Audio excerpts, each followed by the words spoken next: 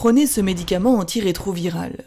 Conçu dans un laboratoire américain et produit en Inde, il est utilisé dans un hôpital en Afrique du Sud.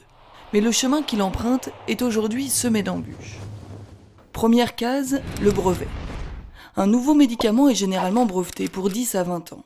Une période pendant laquelle seul le laboratoire concepteur est censé le commercialiser au prix qu'il a fixé afin de rentabiliser son investissement. Après l'expiration du brevet, d'autres laboratoires peuvent s'emparer de la formule pour fabriquer une version générique du médicament à un prix inférieur. C'est souvent le seul moyen pour les pays en développement d'accéder à ce médicament. Mais cette période ne suffit pas à certains laboratoires qui aimeraient bien profiter plus longtemps de la manne rapportée par leur brevet. Certains vont alors modifier légèrement la formulation de leur médicament ou rajouter une indication thérapeutique afin d'obtenir des extensions du brevet. Un autre mécanisme, appelé l'exclusivité des données, empêche les fabricants de génériques d'utiliser le résultat des recherches effectuées par le laboratoire d'origine. Ils sont alors obligés de recommencer des essais cliniques sur une formule qui a pourtant déjà fait ses preuves. Un processus long, cher et inutile. Comment contourner ces obstacles quand il est urgent que des malades bénéficient des médicaments essentiels? La première manière, c'est l'opposition au brevet. Exemple, le médicament contre l'hépatite C, le sofosbuvir. 41 000 € pour 12 semaines de traitement en France.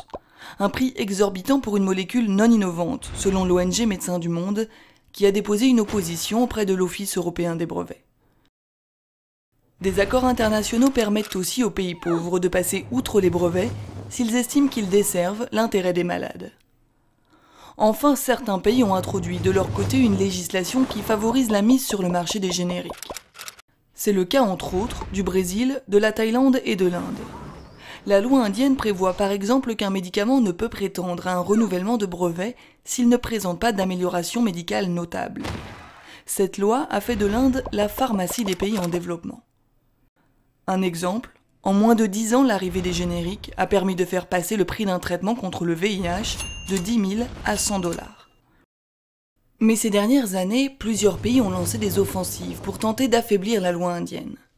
Le Japon, l'Union européenne ou les États-Unis, dans le cadre d'accords commerciaux, tentent de protéger les compagnies pharmaceutiques et leurs brevets au détriment de la fabrication de médicaments génériques. Médecins sans frontières vient donc d'initier une campagne pour encourager le Premier ministre indien à protéger la production des médicaments génériques. C'est le seul moyen d'arriver jusqu'aux malades qui dépendent des médicaments abordables pour sa survie. MSF soigne 200 000 personnes séropositives grâce aux médicaments génériques produits en Inde. Sida, mais aussi tuberculose, paludisme ou maladies non transmissibles, les menaces qui pèsent sur l'Inde auront un impact sur des centaines de milliers de patients MSF, mais pas seulement.